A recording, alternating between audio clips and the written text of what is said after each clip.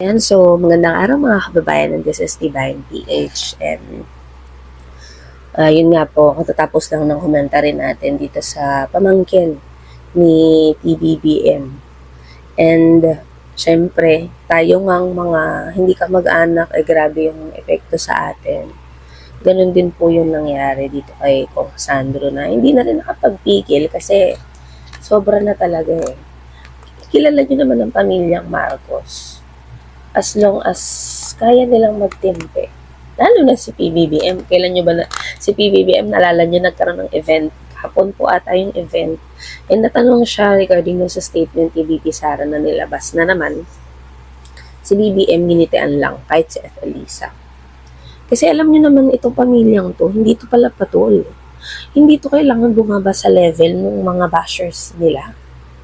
Kasi may pinag-aralan eh. Alam mo may pinag-aralan. Pero kung sumagot man sila, the way na sumagot sila dun sa mga patutsyada, dun sa mga fake news, very professional at may respeto pa rin. Dun pa lang malalaman mo na kung sino yung mga natutukan ng magulang talaga, yung mga may pinag-aralan, yung may breeding, at yung professional. So, basahin po natin yung naging nilabas na statement ni Kong Sandro na kung saan sinagot niya yung mga ilan sa mga sinabi ni Sara Duterte. Syempre, hindi na makapagpigil to. Anak to ni PBBM. Isa sa mga pininpoint doon si BBM, yung lolo niya. Diba? Kahit sino manggagalaite. Pero very professional pa rin itong si Kong Sandro Marcos. So, basahin po natin yung statement niya. Ayan. For all this time, I have held my tongue out of respect for the Vice President, given the mandate she was given and the responsibility which her office holds. So may respeto pa rin talaga si Kong Sandro despite what Sara Duterte said.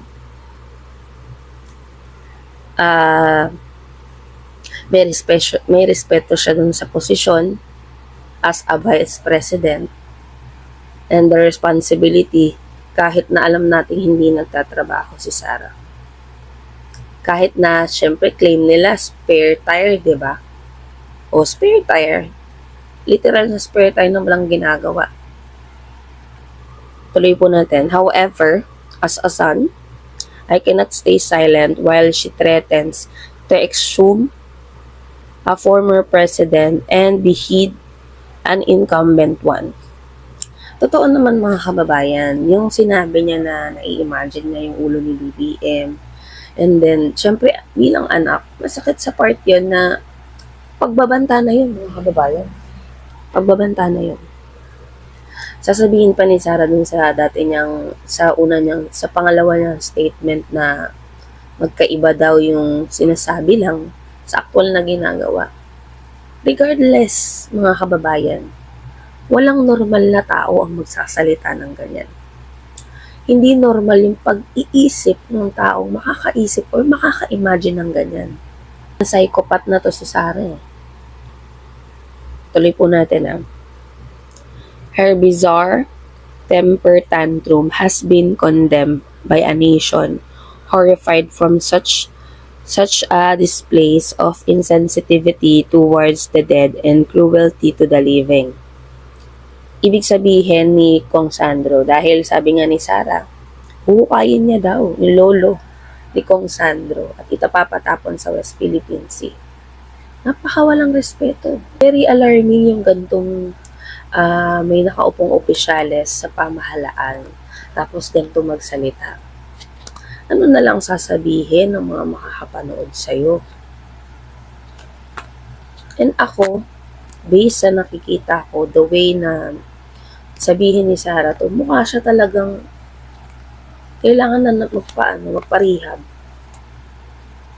Mentally not okay. Kasi sabi ko nga, walang normal na taong magsasabi ng ganito at mag-iisip ng ganito. Lalo na sa presidente ng Pilipinas. Tapos sa patay. Kung sa'yo kaya sabihin yan, for sure, nagpabiktim na yan. Baka kung sa kanila to sabihin. or may magsabi sa kanila na yung tatay mo kaya yung ipatapon natin sa West Philippine Sea. Kapatid mo kaya yung imagine natin na-cut yung head. For sure, itong mga dilos na ito, grabe na yung mga, grabe walang respeto. Pero dahil si Sarah yung gumagawa, proud pa sila. Katapangan daw to mga kababayan. Katapangan ba yung pagiging syunga? Yung pagiging delusional, yung pagiging bastos, katapangan yun. Yan na pala ang definition ng katapangan na yun. Ngayon, kaiba talaga yung mga tao, lalo na yung mga dilis Ito yung definition nila ng katapangan. May nabasa akong comment Yes, VP Sara, ang tapang mo. Support ka namin. Dun sa naging press con niya. Halata mo mga 80-80 talaga Tuloy po natin. I forget that the objects of her derisions are dear to me, but I would also be remiss in my responsibility as an Ilocano representative if I didn't voice out my disdain at the abhorrent comments she so carelessly uttered. I can ascertain that my emotions are shared not only by my kakailan in the North but across the country. For his part, the President had not said anything against her that can be remotely construed even as a mild rebuke against her tirades. He even advised me to withhold my disappointment and refrain from making a statement. However, one must draw the line at some point and it's frankly long overdue. Totoo naman mga kababayan. Ilang taon na po na binabastos nila yung mga Marcos. Actually, hindi lang naman sila. Kasi sabi ko nga, yung pagpabato ng putik sa mga Marcos, decades na. And never kayong nakarinig na may mga curse word si PBBM dito sa mga taong nanapak, ng yurak, nagpapakalat ng fake news sa pamilya niya. Ilang dekada na po tinitiis yan ni PBBM. Hindi lang dahil dapat tiisin niya. Mabuting tao talaga. Kasi kung hindi mabuting tao si BBM, noon pa yan pumatol. Ngayon, presidente siya, gumanti na yan. Pero hindi. Walang ganun. Walang paghihigante. Walang paninirang ginagawa, lalo na ngayon, presidente siya. Wala. Meron ba kayo? I-rebat nyo sa akin. Kung merong perong binanggit ang mga Marcoses, lalo na si BBM, na mga curse word dito sa mga aki sa kanila. Kasi wala. Wala kayong makikita.